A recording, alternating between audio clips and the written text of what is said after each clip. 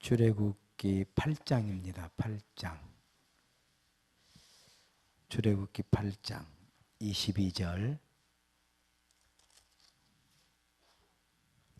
출애굽기 8장 22절. 20절부터 24절까지 함께 읽겠습니다. 20절부터 24절을 같이 읽겠습니다. 여호와께서 모세에게 이르시되 아침에 일찍 일어나 바로 앞에 서라. 그가 물 있는 곳으로 나오리니 그에게 이르기를 여호와께서 이와 같이 말씀하시기를 내 백성을 보내라. 그러면 그들이 나를 섬길 것이니라. 내가 만일 내 백성을 보내지 아니하면 너와 내 신하와 내 백성과 내 집들에 바리떼를 보내리니 애굽 사람의 집집에 바리떼가 가득할 것이며 그들이 사는 땅에도 그러하리라. 그 날에는 22절부터 다시 읽습니다. 그 날에 나는 내 백성이 거주하는 고센 땅을 구별하여 그곳에는 파리가 없게 하리니 이로 말미암아 이 땅에서 내가 여호와인 줄 내가 알게 될 것이라. 내가 내 백성과 내 백성 사이를 구별하리니 내일 이 표징이 있으리라 하셨다 하라 하시고 여호와께서 그와 같이 하시니 무수한 파리가 바로의 궁과 그의 신하의 집과 애굽 온 땅에 이르니 파리로 말미암아 그 땅이 황폐하였더라. 아멘. 한 군데 더 읽겠습니다. 10장 2절입니다. 10장 출애굽기 10장 1절 2절을 함께 읽습니다. 여호와께서 모세에게 이르시되 바로에게로 들어가라. 내가 그의 마음과 그의 신하들의 마음을 완강하게 하면 나의 표징을 그들 중에 보이기 위함이며 내게 내가 애굽에서 행한 일들 곧 내가 그들 가운데서 행한 표징을 내 아들들과 내 자손의 귀에 전하기 위함이라. 너희는 내가 여호와인 줄 알리라. 아멘. 할렐루야. 서로 인사합시다. 주의 이름으로 사랑합니다. 은혜를 충만하게 받읍시다. 행복한 예배입니다. 예, 한 번 더 인사합시다. 제자 됩시다. 따라합시다. 제자는 태어나는 것이 아니고 훈련으로 만들어진다. 그럼요. 제자 훈련이잖아요. 제자 훈련. 예수님께서도 제자들을 훈련시키셨죠. 태어난 사람을 너는 제자로 태어났구나. 이렇게 하지 않았거든요. 그래서 제자는 태어나는 게 아니에요. 훈련으로 만들어집니다. 21일 기도회는 제자 훈련되는 거예요. 그러니까 조금 설교하고 다른 때 설교하고 뭐 비슷할 수도 있지만 조금 다를 수 있어요. 훈련이다 이렇게 생각하시고요. 지금 다 안 돼도 이걸 책망하는 것이다 이렇게 들으시면 돼요. 저는 누구 책망하는 게 아니고요. 여러분들이 고맙죠. 감사하고요. 하나님께서 우리를 불러주셨잖아요. 불러주시고 제가 조금 잘하는 것이 있다고 한다고 하면 하나님께서 성도들에게 베풀어 주신 은혜고요. 또 제가 조금 못해도 설교라는 게 그렇더라고요. 잘해서 꼭 은혜 받는 건 아니더라고요. 못해도요. 더 은혜가 된다고 하는 때가 있어요. 그러니까 이 은혜는 하나님이 주시는 것이지 목사의 말로 되는 게 아니에요. 다만 하나님께서 주의 종을 통해서 우리에게 여러분들에게 은혜를 주시는 줄로 믿습니다. 오늘은 한번 제목을 3번 읽겠습니다. 시작. 전쟁을 통해 하나님을 알게 된다. 전쟁을 통해 하나님을 알게 된다. 전쟁을 통해 하나님을 알게 된다. 뭐 제목은 이렇게 잡았습니다만 하나님을 알게 되는 통로는 많죠. 제목은 이제 이렇게 출애굽이니까요. 출애굽이니까 이렇게 제목은 잡아봤습니다. 1번 그 여러분 교재 1번 한번 읽습니다. 시작. 나는 언제 하나님을 알게 되는가? 한번 여러분 한번 생각해 보십시오. 어린애들도 나름대로 인생을 알거든요. 어린애들이라고 인생을 모른다고 생각하시면 안 돼요.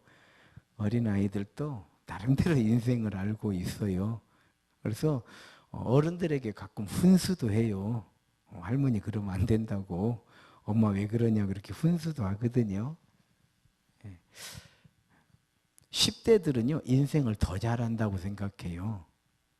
어떤 면에서는요 10대 때 세상 이치를 다 깨달은 것처럼 그렇게 생각하거든요.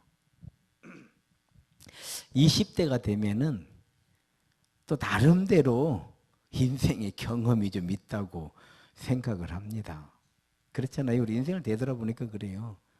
30대가 되면은요 이제 충분하다고 생각해요. 아니야, 내가 충분하다. 뭐 지금 내가 나이가 30인데 내 나이가 뭐 몇인데 이렇게 돼요. 이제 40살이 넘어가면서부터 꺾이기 시작해요. 자기가 꺾이는 거예요. 한 40살, 40년 살아보니까 인생이 그렇게 안 되는 거예요. 인생이 그렇게 안 돼. 그러나 여전히 우리 안에 교만은 있는 거예요. 50살이 되면은 이제 무게가 좀 나가죠. 예, 이제 무게가 나가요. 그래도 인생에 대해서 뭐 얘기할 수가 있죠.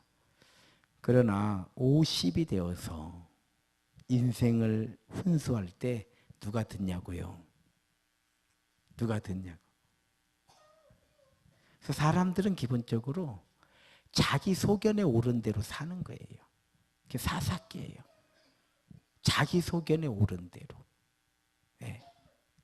그래서 훈련을 받은 사람만이 자기 소견에 오른 대로 살지 않고요. 지혜롭게 사는 거예요. 지혜롭게 사는 거예요.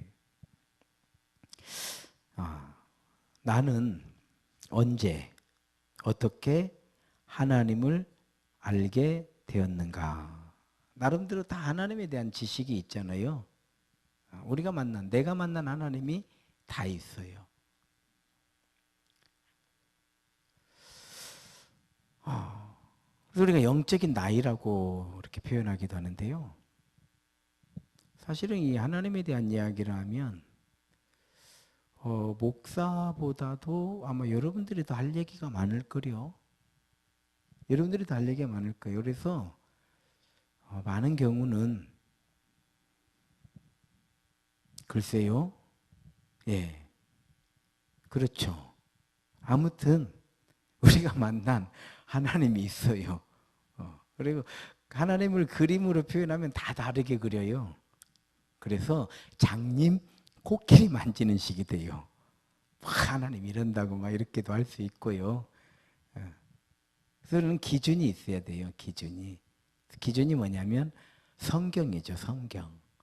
그래서 하나님을 가장 정확하게 만나고 정확하게 아는 거는 성경 말씀으로 우리가 하나님을 알게 될 때 가장 객관적으로 자기 소견에 오른 대로가 아니고 하나님 말씀하신 하나님 우리가 알게 되는 거예요.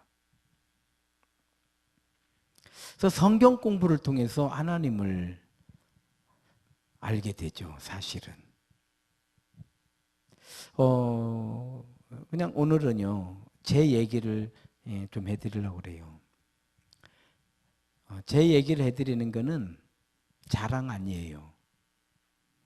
하나님 어떻게 역사하시는가를 저도 부흥집회 다니고 성경 공부하고 또 어른들의 이야기를 들으면서 하나님을 간접적으로 만나게 됐거든요. 직접적인 체험이 없었어요, 사실은. 직접적인 체험이 없었어도 부흥집회 이렇게 가서 보면 막 여기서 병 낫고 저기서 막 응답받고 치유받고 이런 역사가요 엄청나게 많이 일어났거든요. 그럼 옆에서 어렸을 때 이렇게 보는 거예요. 그러면 진짜 하나님이 계신다는 거를 현장에서 아는 거예요. 방언 터지죠. 입신 알아요? 입신? 입신이라는 것이 뭐냐면 탁 죽어버려요. 사람이 기도하다가 탁 쓰러집니다. 그러면 그때 천국을 갔다 오는 거 이거 입신이라고 그래요. 뭐 제가 입신 해보진 않았지만 입신은 많은 사람을 기도원 다니면서 많이 봤어요. 그러면 그때 그냥 탁탁 쳐가지고 깨워야 돼요. 그래서 이게 영적 관리 능력이 있어야 성령의 집회를 하는 거예요. 막 성령 받아봐요. 난리 나는 거예요. 그러면 이게 막 성령도 들어오고 악령도 들어오고. 여러분, 우리는 신앙생활을 지식만 의지하는 게 아니에요. 성경 공부라고 하는 건 성경 지식을 말하는 게 아니에요. 성경 말씀을 통해서 하나님께서 우리에게 역사하신다 이런 말이에요. 성경 공부하니까 뭐 성경 지식, 뭐 팔레스타인 지도 그려놓고 뭐 이스라엘 역사 공부 이런 거 아니에요. 이런 게 아니고 하나님의 말씀을 우리가 하나님의 말씀으로 배우려고 할 때 성령께서 역사하셔서 오늘 나에게 하나님 되어주신다 이 말이에요. 할렐루야.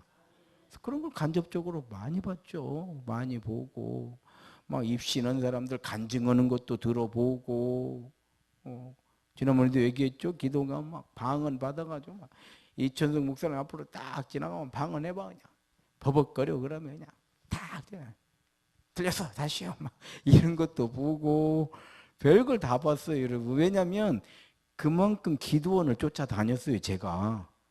이렇게 볼 때에는 그냥 뭐라고 말할까요?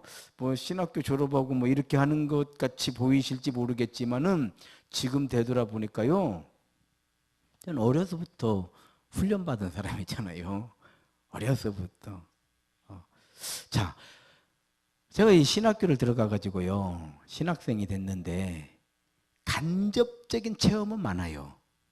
근데 내가 직접적으로 체험한 게 없잖아요. 그래서 얼마나 하나님께 매달려 기도했는지 몰라요. 하나님.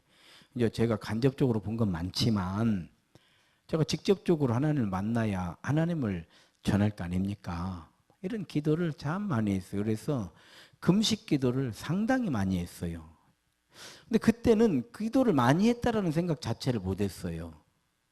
늘 뭐 매년 연초면은 뭐 기도원 가서 금식 기도하는 거죠. 뭐 연례 행사예요. 그냥 기본적으로 3일 금식은 잘 안 했어요. 5일도 잘 하는 것 같아요. 보통 일주일을 했어요. 7일, 일주일, 열흘. 그런데요, 금식 기도를 하면서 또 하나님을 간접 체험하는 거예요. 간접 체험이 이것도 뭐냐면 배가 고프지 않는 거예요. 참 놀라운 일이에요. 어떻게 배가 안 고플까? 저는요 열흘 금식하고 살이 1kg도 안 빠진 적도 있었어요. 열흘 금식 기도를 하고 제 아내하고 같이 금식 기도를 하고 있어요. 열흘을. 근데 하나님께서 금식 기도하는데 꿈에 떡을 먹여주시더라고 나한테. 떡을 먹어라. 그런데 떡을 먹었어요. 다음 날 오후에 꿈에 먹어버렸잖아요. 실제로 먹은 건 아니지만. 근데 그거 뭐 전도사들도 많고 이제 기도로 오는 사람들 많으니까 이제 저녁에 모이면 이런저런 뭐 신앙 이야기 하잖아요. 꿈에 먹어버렸다 그랬더니 이거 실패라는 거요. 꿈에도 먹으면 안 되는데 실패했다는 거. 얼마나 억울해요. 나는 먹은 것도 없이 꿈에 먹은 건데. 그래 제가 또 다음날 막 기도를 한 거예요. 이렇게 세상에 억울한 일이 어딨냐고. 나는 먹은 것도 없이 꿈에 먹었는데. 그래서 기도를 어떻게 꿈에도 안 먹기를 원합니다. 이렇게 이제 기도를 했어요. 다음날 또 꿈을 꾸는 거예요. 꿈에 또 떡을 주는 거예요. 그래서 제가 이거 꿈이라는 걸 알았어요. 이거 꿈이구나. 절대 안 먹습니다. 그랬더니 꿈에 이건 꿈이니까 먹으라 또 그러는 거 또 먹어버렸네. 하고 연속 이틀 떡을 먹어버렸어요. 꿈에. 제가 너무 그 당시에는 억울해가지고 기도를 하는데 사람들 근데 꿈에도 먹으면 안 된다라는 게 성경에 있는 것이 아니고 그 기도원에서 나는 이제 신학교 1학년인가 2학년 때니까 한 4학년쯤 되는 전도사가 왔어요. 그러니까 2년 고참 아닙니까? 아, 꿈에도 안 된다고 막 이러는 거예요. 그 사람 말이지 성경 이야기는 아니잖아요. 성경 말씀은 아니잖아요. 제가 그때 아, 하나님이 나를 먹여주셨구나 이런 생각이 탁 드는 거예요. 광주에서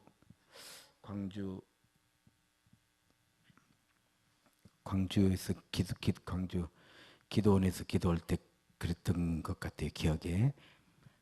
그런데요, 열흘 금식을 하고 왔는데 교회 딱 오니까요, 다 뭐 첫 마디가 뭐냐면 너 밥 먹었지? 첫 마디가 뭐 기도를 얼마나 잘했냐, 금식언이라고 얼마나 애썼냐 이런 얘기는 아무도 안 하고 밥 먹었지? 다 이러는 거예요. 근데 제가 봐도요, 실제로 살이 하나도 안 빠진 거예요. 야, 그런 걸 통해서 이건 뭐 직접 경험인가, 간접 경험인가 모르는 거예요. 저는 40일 금식 기도 됐잖아요. 40일 금식 기도 됐잖아요. 야, 40일 금식 기도를 어떻게 했을 것 같아요? 그런 것들이 살아계셔서 역사하시는 하나님의 증거인 거예요.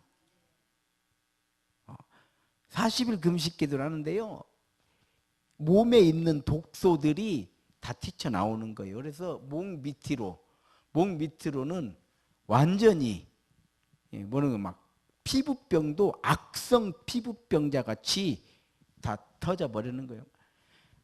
가려워서 살 수가 없어요. 전에도 말씀드렸죠. 새벽 2시쯤 그 한겨울에 올라가가지고 수세미 까칠까칠한 그거 가지고 거기에다가 소금치약이라고 거기서 팔더라고요. 소금치약을 묻혀가지고요 막 문대는 거예요. 막 빡빡 문대요. 막 찢어지도록. 그러면 등짝이 막 칼로 난도지는 게 막 찢어지는 그 막 통증, 고통 막 찢어져. 생각해보세요. 거기다 소금을 뿌린 건데, 소금을 뿌려놓은 거예요. 그렇게 하면 하루가 지나요. 그때 막 엄청 아픈데 그렇게 하고 나면 가려운 게 싹 없어져요. 뭐 그때마다 야, 예수님은 날 위해 십자가 지셨는데 이러면서 하루를 지나가고, 예수님 날 위해 십자가 지셨는데 이러면서 하루를. 더 중요한 거는 야, 이렇게까지 해야 되냐 이런 생각이 안 드는 거예요. 힘들다 이런 생각이 안 드는 거예요. 제가 느낀 건 뭐냐면 아, 이런 것도 없으면 사람들이 뭘 먹었다고 하겠다. 이런 게 다 하나님 살아 역사하시는 증거죠. 시골교회 목회할 때에도 제가 기도를 했어요. 하나님, 저는 방언도 못하고, 방언 받으러 그렇게 다녀도요, 나는 방언이나 안 주시더라고. 방언 받으려고 저만큼 기도원 쫓아다니는 사람도 많지 않을 거예요. 그런데도요, 전 방언을 못 하겠어요. 방언을 못 하겠어요. 지금은 지금 방언인지 뭔지 그럭저럭 하는데, 하도 이제 뭐니까 그냥 그럭저럭 그냥 어떻게 해요 하는데, 하죠. 하겠는데 어느 날 보니까 그냥 방언인지 뭔지 하고 있더라고요. 하고 있어. 그냥 그렇게 다녔어요, 기도원을. 근데 시골 교회를 단독 목회를 나갔는데, 제가 그때는요, 제 아내가 방언 기도를 참 잘해요. 조금만 더 기도했으면 통변 은사도, 기도하는 거 딱 보면 알아요. 기도하는 거 보면은 조금만 더 하면 통역의 은사, 방언을 통역하는.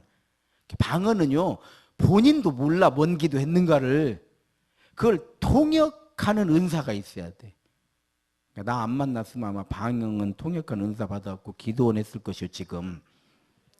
내가 볼 때 그래요. 참 방언 기도 어쩜 저렇게 방언 기도를 한다냐. 내 입장을 신기하는 거예요. 그래 시골 목회를 처음에 갔는데요, 제가 기도가 뭐냐, 하나님 저는요 방언을 못 하니까 절대 귀신 들린 사람은 보내주면 안 됩니다. 제가 새벽마다요 그 기도를 했어요. 귀신 들린 사람을 보내주면 안 돼. 왜? 귀신은 방언으로 쫓아내야 된다는 얘기를 하도 또 신학 때 많이 들었어요. 뭐 그런 이야기들을 그렇게 해줘. 근데 성경에 없어. 그런 이야기는 예수 이름으로 쫓아내는 것이지 방언으로 쫓아내는 이런 얘기가 없거든요. 그런데 피복음들이 많아요. 내가 복음들이 많아가지고 뭐 방언을 보다면 뭐 귀신을. 저는요 신학교 다닐 때도요 우리 동기들이 기도하러 다니는 멤버들이 있어요. 막 하면 자기들끼리 방언 기도하고 난리가 나요. 제가 어떻게 하면 방언 받냐 물어보면 자기들 기도할 때 오리야. 그래서 자기들 이제 기도하는데 한 10명 정도가 쫙 오고 저를 가운데 이제 무릎 꿇고 이제 기도를 하라고 하더라고요.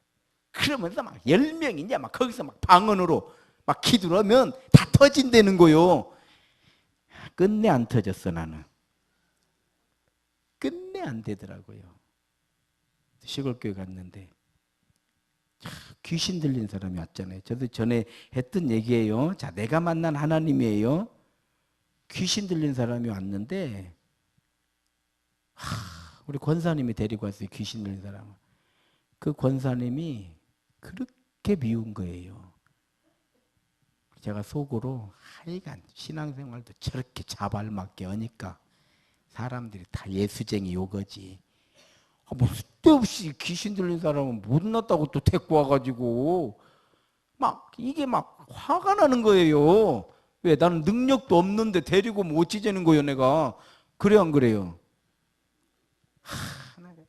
또 근데 우리 권사님 바로 우회 집 옆 조금 더 우회 집에 사는 제 이복녀라는 여자인데 막 또 전화 와요. 전도사님 이복녀가 큰일 났대야 막. 그러면요 전화는 받고 전도사라 안 갈 수가 없잖아요. 큰일 났다는데. 그러니까 자전거 타고 가는 거예요. 가는데 빨리도 안 가. 왜? 가기 싫으니까. 왜 가기 싫어요? 능력이 없으니까. 내가 능력이 없으니까 가기가 싫은 거예요. 자전거를 타고 그 중광리인데 동네 이름이 중광리에 가서 보면 그 권사님이요 막 기도하고 있어요. 막 소리를 지르면서 예수 이름으로 물러가라고 막 귀신 물러가라고 막 그러고 있는 거예요. 권사님이. 그럴 때마다 제가 참 세상에 저렇게 예수 믿으면 안 된다 이런 생각을 하는 거예요. 왜? 자발 맞잖아. 자발 맞고 어떻게 예수도 저렇게 믿어가지고 아이고. 그러니까 제가 그 성격이 좀 있잖아요. 제가 솔직한 얘기로 뭐 성격 없다 이렇게 할 수는 없죠. 깨놓고 얘기해서 제가 손으로 탁탁 치는 거예요. 그냥 저리 비켜보시고 막 기도하고 막 이제 내가 오는지 어찌도 몰라요. 좀 조용 좀 하라고. 이제 기도하다 이제 멈춰요. 같이 기도를 하다 보면요 같이 미쳐 있는 거예요. 나 권사님, 우리 집사람, 이복녀를 놓고 선이요 미쳐 있는 거예요. 막 예수 뭔지도 몰라. 막 할 수 있는 건 하나밖에 없어. 예수 이름. 예수 이름밖에 아무것도 없어요. 내가 뭐 경험이 있기를 해요. 뭐 방언을 할 줄 알기를 해요. 언제 이런 일을 해보기를 했어. 기도원 가서 본 건 많이 봤죠. 근데 그럴 때 본 거는 뭐냐면 정말 그 은사 받은 목사님들이 그런 걸 하는 걸 내가 봤지. 나 같은 사람이 무슨 그런 걸 하는 거를 안 본 적이 없어요. 그리고 그런 거는 그런 분들이 하시는 일로 알았지. 근데 같이 미쳐갖고 기도하다 보니까요. 한 달 기도하니까 깨끗이 고쳐졌어요. 체험을 하는 거예요. 아, 방언이 아니구나. 예수님 이름이구나. 우리 기술이 아니구나. 우리 믿음이구나. 이렇게 알게 되죠. 시골 교회를 갔는데요. 얼마나 어려운 교회를 갔는지 기도만 하려면 그냥 귀신들이 나타나가지고 기도를 못해요. 그 교회는. 기도하려고 앞에 강단 엎드리면은 뒷골이 우리가 그 소름 끼치는 거 있죠. 뒷골이 쫙쫙 당기는 거요. 아마 살 수가 없는 거예요. 나는 이 교회는. 그래서 제가 저녁마다요 믿는 사람들은 군병 같더니 십자가 군사들아 주의 일어나 마귀들과 싸울지라 죄악들은 이 찬송가를 들고 찬송을 부르면서요. 옛날 교회들은 커튼으로 이렇게 인테리어를 해는 커튼. 이놈의 마귀 새끼들이 어디가 있는가? 커튼 속에 있는가? 불안하니까 내가 이거 어디서 튀어나올지 모르는 거예요. 이 마귀들이 귀신들이 그러니까 커튼에 있는 저녁마다 나 혼자 진짜 미친 사람 같이 교회를 돌고 다니는 거예요. 노이로제가 걸리는 노이로제. 하나님께 또 기도를 했죠. 하나님은 난 도저히 여기서 나는 묵혀 못 합니다. 내가 뭐 언제 이런 능력이 있습니까? 나는 지금 조용하게 시골교회 와가지고 공부하려고. 난 공부하고 대학원 다녀야 되고, 지금 공부할 게 얼마나 많은데, 지금 이런 생에서 내가 어떻게 묵기를 합니까? 나를 옮겨주십시오. 하나님께서 옮겨주니, 어디로 가라. 이렇게 안 하시잖아. 그래서 제가 하나님께 기도를 했어요. 하나님, 그러면 제가 40일 특별 새벽 예배 드리겠습니다. 그 당시에 새벽에 3명, 4명 나와요. 새벽에 3명 나왔다가, 권사님 나오면 4명 나왔다가, 그 권사님이 저한테 처음 갔을 때 전도사님 새벽에 3명 4명 나와도 실망하지 마시고 우리 예배 잘 드려주면 좋겠어요. 절대 더 이상은 안 나와요. 그래요. 이상은 절대 안 나오는데 지금까지 나와본 적이 없대 우리 교회에. 그런데 제가 3명 4명 나오니까 20명 하나님 새벽에 특별 새벽 예배 드리는데 20명이 넘게 나오면 하나님께서 나를 있으라고 하는 말씀으로 알고 제가 여기서 목회를 하고 20명이 안 나오면 떠나라는 말씀으로 알고 저 다른 데로 옮겨주십시오. 이렇게 하고 선포를 했어요. 여러분 내일부터 바로 내일부터 했을 거예요. 특별 새벽 예배 드립니다. 도저히 여기서 여러분 난 여기서 목회를 못하겠어요. 못하겠으니까 특별 새벽 예배 드릴 테니까 여러분들이 제가 있기를 원하면 다 나오시고 가도 좋으면 안 나오셔도 됩니다. 이렇게 얘기를 했어요. 왜? 난 있을 수가 없어요. 뒷골이 땡기는데 뒷머리가 쫙쫙 땡기는데 겪어봐. 그런 거 경험해봐요. 못 있는 거요. 도망갈 마음으로. 그럼 내가 생각할 때 뭔 20명이 나와. 어림도 뭔 20명 10명이나 나오면 기적이지. 그러니까 절대 20명은 안 나온다는 확신하고 대신에 20명 나오면 이런 이야기는 안 했어요. 숫자 얘기. 내 마음의 숫자가 있습니다. 내 마음에 이렇게만 얘기했어요. 내 마음의 숫자가 있는데 그 숫자가 안 나오면 나는 여러분들이 가도 좋다 이렇게 알고 난 보따리 사고 갑니다. 첫날 23명이 나온 거예요. 첫날 제가요 이름을 다 써놨어요. 40일 동안. 제가 그래서 30명이 넘으면 하나님 은혜가 넘치는 걸로 제가 알겠습니다. 이렇게 이제 기도를 했거든요. 첫날 23명이 나오니까 놀래기도 놀래지만 틀렸다라는 생각이 딱 드는 거예요. 이 교회 떠나기는 틀렸구나. 그런데 첫날은 어떻게 예배를 드렸냐면 다들 서로 쳐다보는 것이 예배요. 집이도 나왔네? 시골은 다 집이라고 그러거든요. 집이도 나왔네. 집.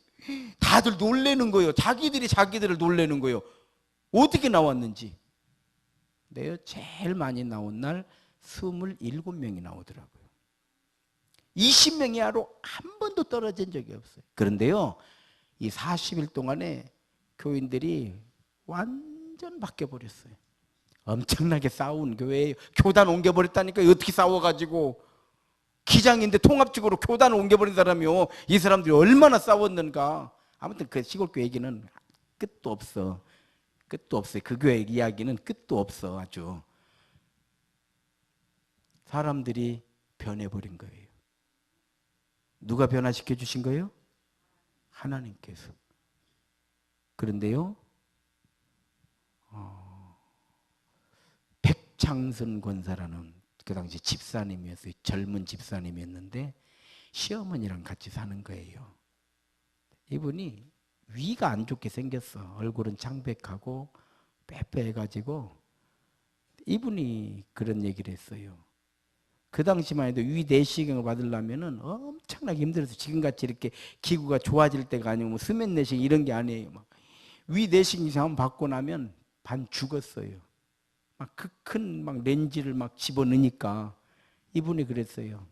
저는 그냥 위내시경 안 받고 그냥 죽을 거예요. 그랬어요, 이분이. 자기는 위내시경 안 받고. 그런데 그 40일 동안에 이분이 한 번도 안 빠졌어요. 나중에 고백이 나중에 한 10년 지난 후에 진짜 고무신을 거꾸로 신고 가고 있더래요. 새벽에 어떻게 나오는지를 모르겠대, 자기가. 정말 고무신을 거꾸로 신고 가고 있더래. 미친 듯이 가는 거예요. 왜 가는지도 모르. 그런데요, 위장병이 깨끗이 고쳐져 버린 거예요. 지금까지도 위 때문에 병원 가는 일은 없습니다. 이렇게 얘기를 해요. 그것뿐만이 아니에요. 많은 일들이 일어나는 거예요. 여러분, 왜 이 말씀을 드렸냐면 우리는 지식으로 하나님 믿는 거 아니에요. 내 상식으로 하나님을 믿는 게 아니에요. 살아계신 하나님을 우리는 믿는 거죠. 자, 우리 교인들 가운데 아픈 분들이 있어가지고 제가 노한우 목사님 이야기를 듣고 어떻게든지 이 양반 모셔가지고 부흥 집회를 하고 우리 교인들을 다 고쳐야 되겠다. 이런 목사의 욕심이죠. 마음이에요. 하죠. 막 나는 그 양반 그냥 어떻게 해가지고 그 양반 이제 부흥 집회를 했잖아요. 내가 고침받았어. 사모하는 자에게 하나님 은혜를 주시는 거예요. 저는 지금도요, 동그란 것만 있으면 제 몸은 제가 다 알아서 고쳐요. 허리 아파도 걱정할 일이 없어. 그렇게 고치면 되는데. 제가 미국 가가지고요, 미국 목사님들이 하도 허리가 아프다고 그래가지고 제가 좀 고쳐줬어요. 고쳐줬는데 시간이 없잖아요. 그러다가 그 동그란 봉을 주고 오면서 그걸로 고치는 법을 알려줬어요. 지금도 카톡 와요, 목사님. 너무 좋디야.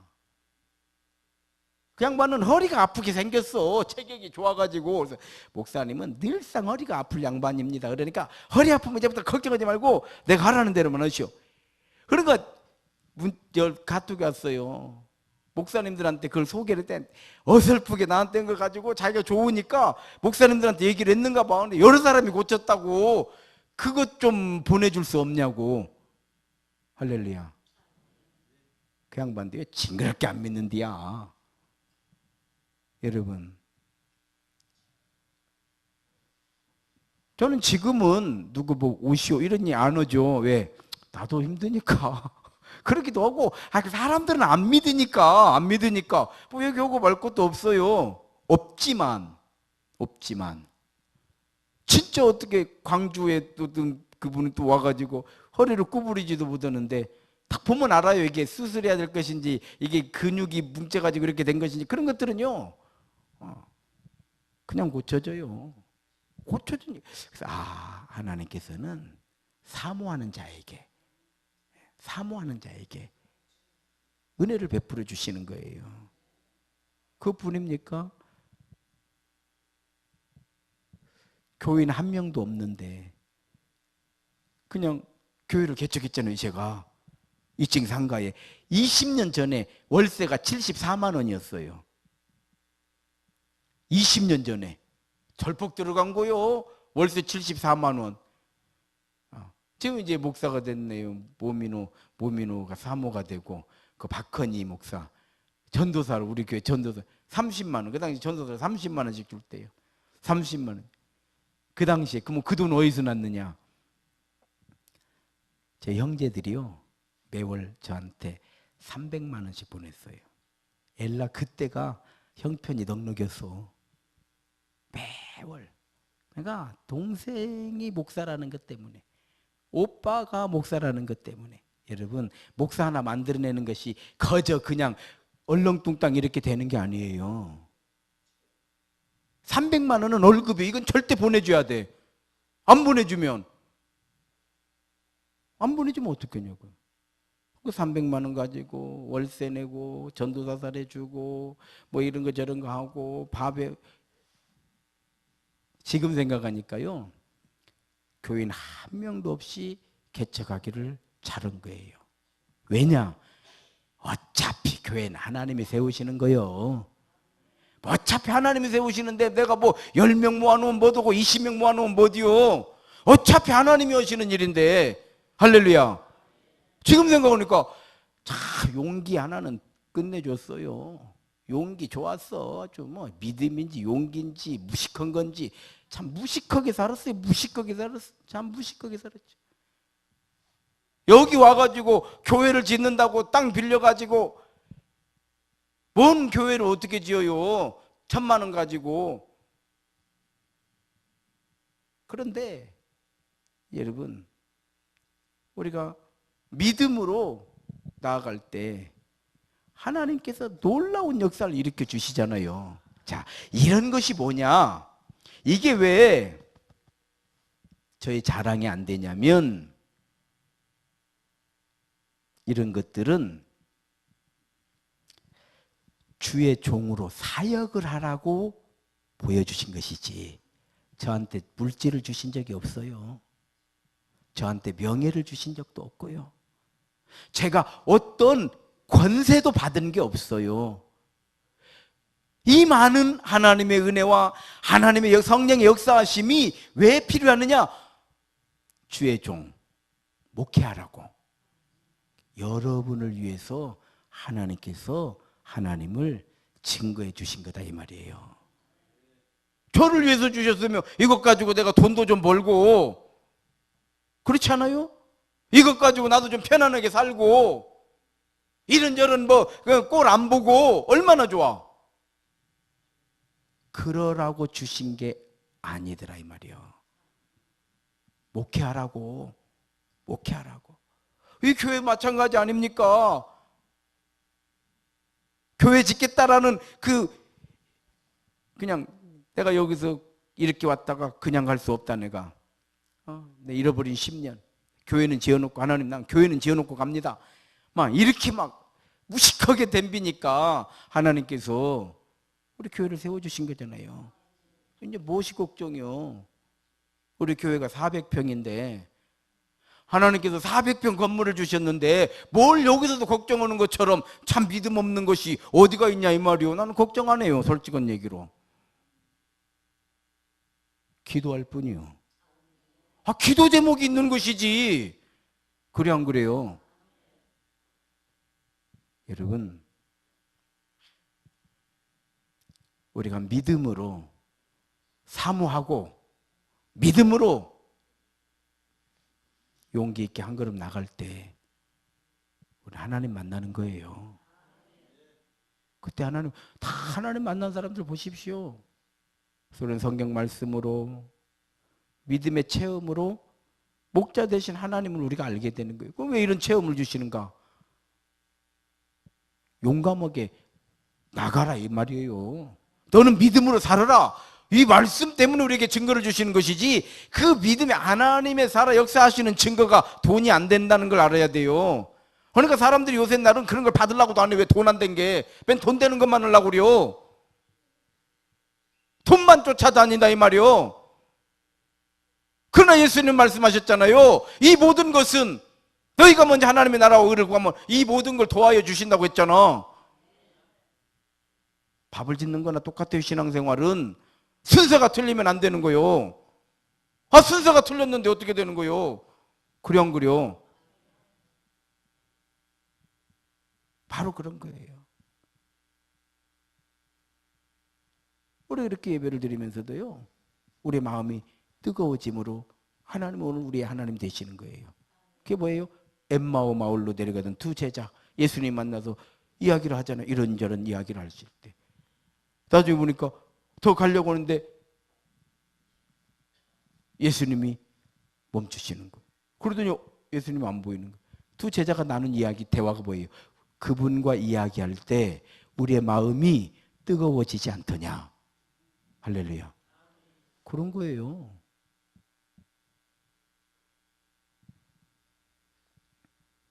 또 기도 응답도 많이 받았잖아요. 기도 응답도 많이 받았잖아요.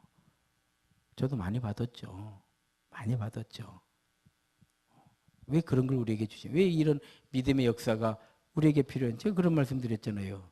은혜는 물에 새겨 놓으니까 조금 어려움이 있으면 흔적도 없이 흘러가 버리고 기억이 없어요. 뭐 옛날에 그랬지 뭐 이렇게 나와 버려. 원수는 돌에 새겨 놓으니까 죽을 때까지 여기 남아 있는 데잖아요. 그러니까 우리 어떻게 해요? 반대로 해야 되는 거 아닙니까? 하나님의 은혜.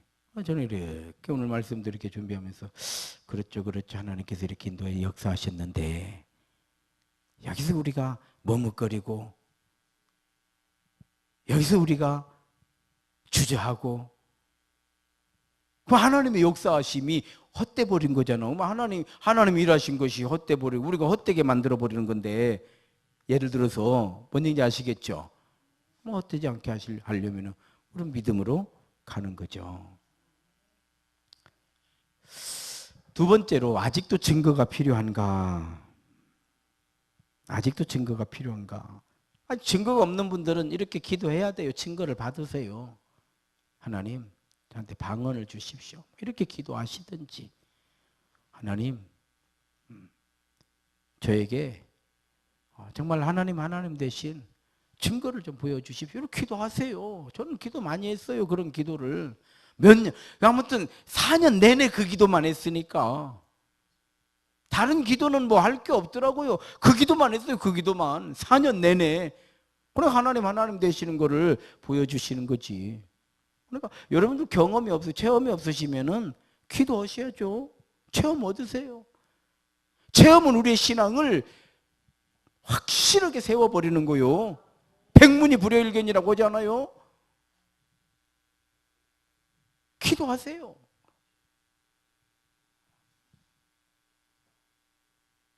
그러나 우리가 많은 체험이 있으면 더 체험을 기도하지 말아야 돼요.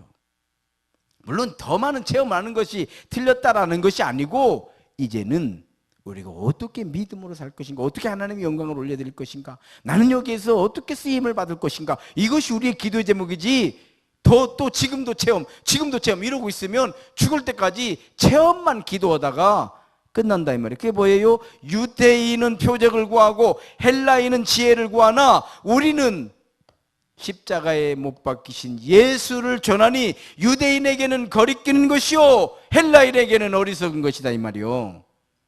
뭔 얘기인지 알아요? 자, 유대인은 표적을 구해요. 그리고 예수님께서 가나 혼인잔치 물로 포도주가 변하는 기적의 역사, 오병이어의 역사, 나사로의 표적, 소경바디메의 표적, 군대 귀신을 몰래치는 표적, 이 많은 표적을 보여주셨음에도 불구하고 그들은 여전히 표적이 뭐냐? 이렇게 된다 이 말이에요. 여러분 어떠십니까? 유대인은 표적을 구하고 그래도 표적을 다 예수님이 보여주신 거죠. 헬라인은 지혜를 구하나. 지혜가 뭐예요? 헬라인들이 구하는 지혜가 뭐예요? 그들의 보기에 고상하고 십자가에 죽는 건 아니지. 하나님이 못 얻는다고 십자가에 죽고 뭐 살아났다고 하면은 또 뭐 병 주고 약 주냐? 그냥 안 죽으면 되지. 못으로 죽었다가 못으로 살아나. 안 아프면 되지. 그렇잖아요. 안 아프면 되지. 못으로 아팠다가 또 뭐 고치고 그럴 필요 뭐 있어? 처음부터 안 아프지? 그런가요? 이 인간의 지혜다 이 말이에요. 교회 안에도 믿음의 역사는 많잖아요. 여러분 저 우리 김순정 원사님 앉아 있네. 저 믿음의 역사 아니요. 주방 맡아서 일 계속 하라고. 그거 아니요? 참 신기해. 암만 3개를 가지고 있으니 뭐 참 저 양반도 대단한 사람이요. 암하고는 참 상당히 친절한 사람이요. 그래도 어떻습니까? 서울대병원에서 암 중에서도 가장 안 좋은 암을 가지고 왔다고. 암 중에서도 이런 암은 가지고 만든다고 그 선고받은 사람이요. 다발성. 어쩌다 이런 암이 이건 어떻게 고치도 못한다는 식으로. 그것도 항암제도 없어, 치료제도 없어. 우리 권사님 뭐 저기에 맞는 치료제가 없어요. 없으니까 그냥 병원에서 없으니까 그냥 이거 한번 써보자고 좀 써보는 거요. 뭔 말인지 알아요? 무슨 뭐 치료제가 있는 것도 아니요. 그래서 이제는 의사가 논문 쓸란가 보디야. 뭔 특별한 사람이라고. 이렇게도 된다. 이렇게. 참 그렇지 않아요, 여러분? 그건 뭐예요? 하나님의 은혜죠. 하나님의 은혜죠. 내가 직접 경험을 하지 못해도 우리 인생은 간접 경험으로 사는 거예요. 책을 통해서 지혜를 얻고 다른 사람의 경험을 들으면서 우리가 같이 아 그렇구나 내가 살아보니까 이게 아니더라 아 그렇구나 나는 그리 안 가는 거지 그 지혜로운 사람 아닙니까? 그런 거죠. 그 외에도 뭐 교회 안에 증거는 이루 말로도 할 수 없이 많죠. 많죠.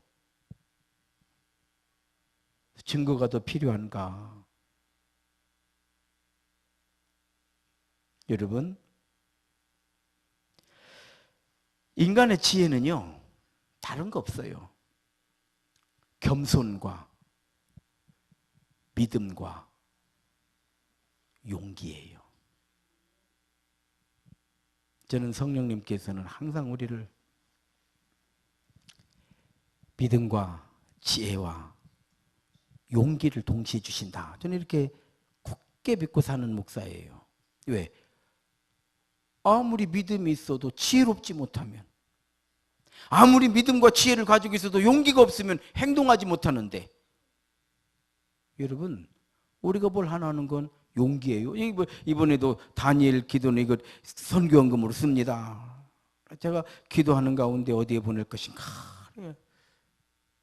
어디에 보낼 것인가? 그런 기도를 하나님께서 바라보시는 그곳에 우리 이 저녁에 나와서 여러분들이 헌금하는데 우리가 조금 뭐 필요하다고 우리가 어렵다고 그냥 우리만 챙겨버리면 뭐 그거를 어떻게 우리가 하나님께서 우리에게 은혜 베풀어 주실 걸 기대할 것이 뭐가 있냐 이 말이요.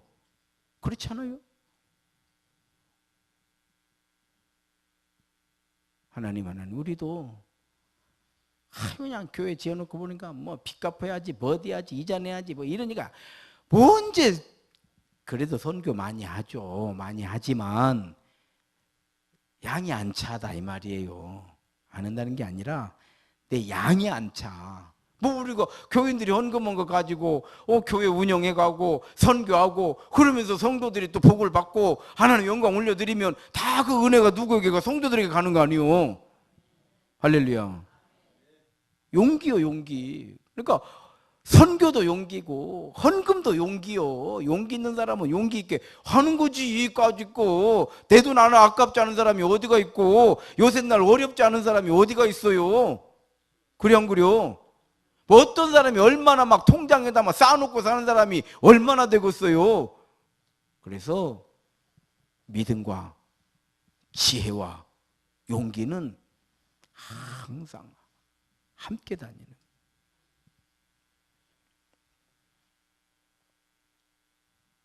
여러분 우리가 끊임없이 표적만 구한다는 거는요 끊임없이 하나님을 시험하는 거예요. 계속 하나님을 시험하는 거예요.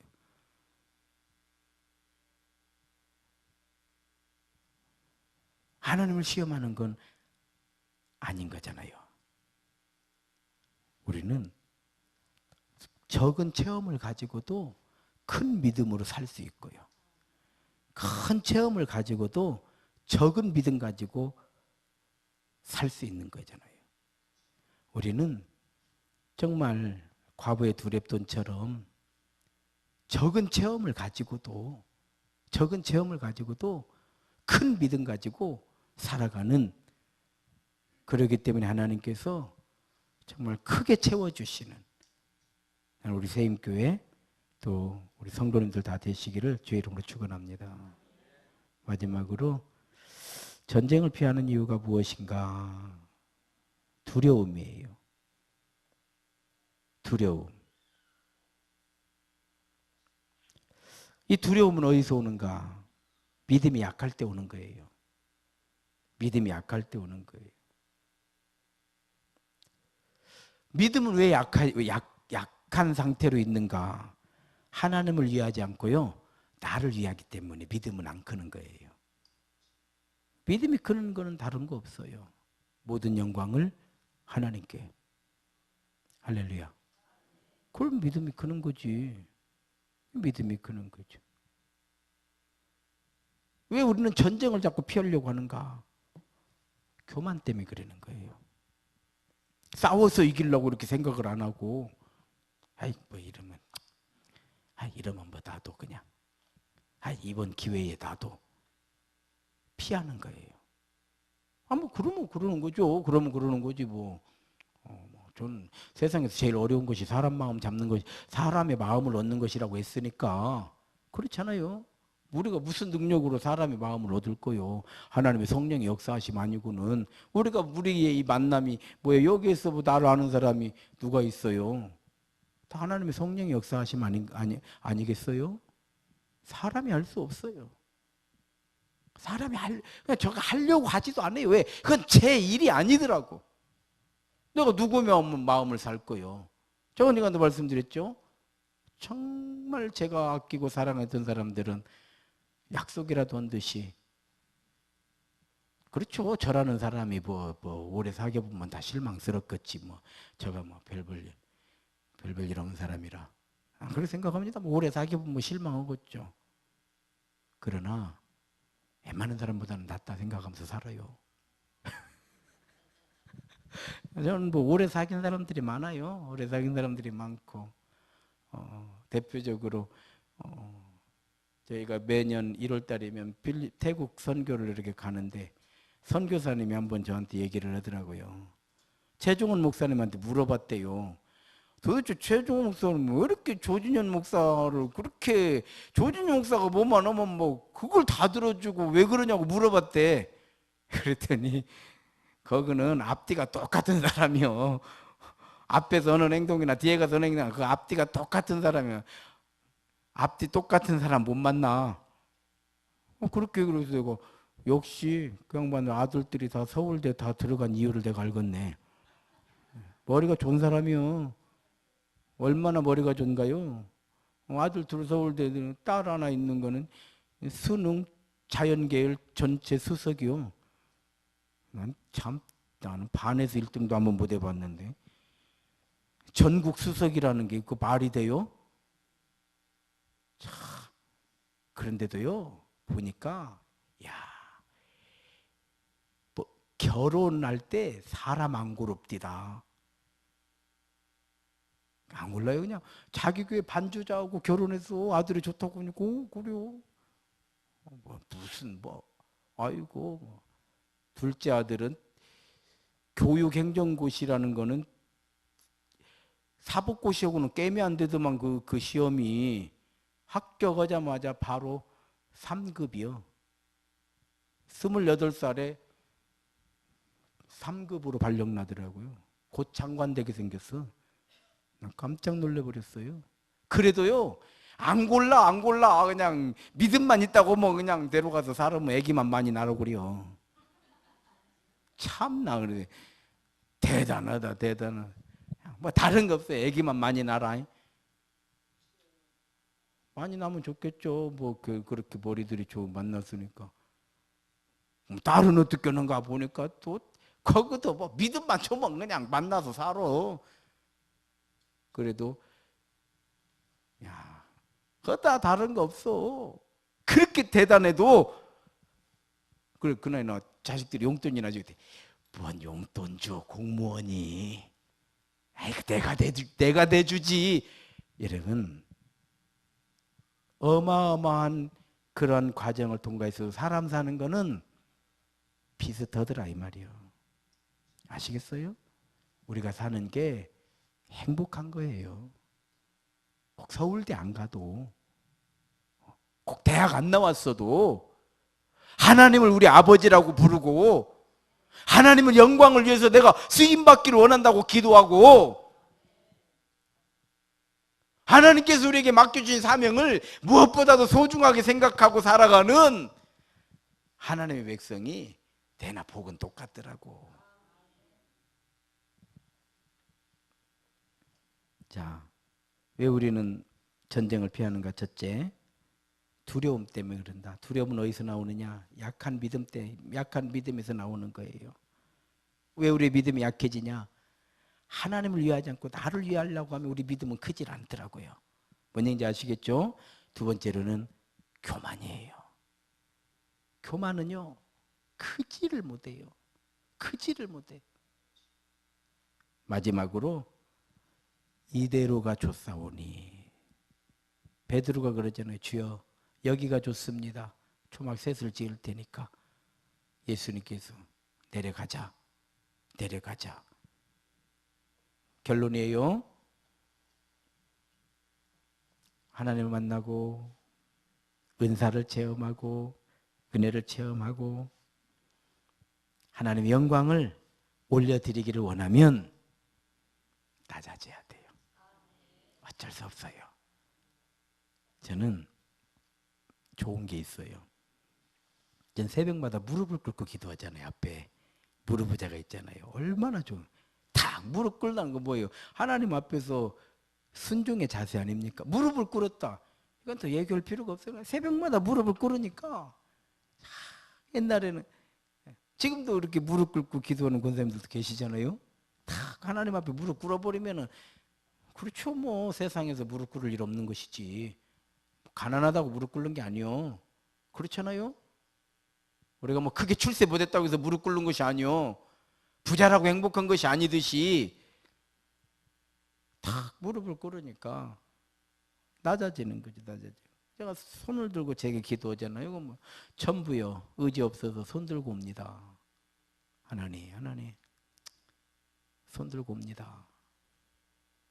그리고 나면 그다음부터는 용기 있게 하는 것이지. 무릎 꿇고 하나님께 기도한 사람들은 나가서 용감 없게 사는 거요. 할렐루야. 그래서 조금만 더 낮아지면 은혜가 되고요. 그리고 조금 낮춰서 믿음으로 일해야 돼요. 그럴 때 하나님이 일하시는 거예요. 하나님이 일하시는 거예요. 내가 믿음으로 일할 때 하나님이 일하시고 하나님이 역사하시고 우리는 승리 있게 될 줄로 믿습니다. 이런 믿음의 성도님들 다 되시기를 주의 이름으로 축원합니다. 주여 삼창하고 기도하실 때 우리도 많은 믿음의 증거가 있잖아요. 하나님 이런 증거가 있는데 내가 믿음으로 살지 못할 이유가 어디가 있겠습니까? 하나님 이런 증거가 있는데 내가 더 겸손해지지 못할 이유가 어디가 있겠습니까? 하나님 이런 믿음의 증거가 있는데 마땅히 하나님의 영광을 위하여 쓰임받아야 되지 않겠습니까? 나를 써주십시오. 주여 삼창합니다.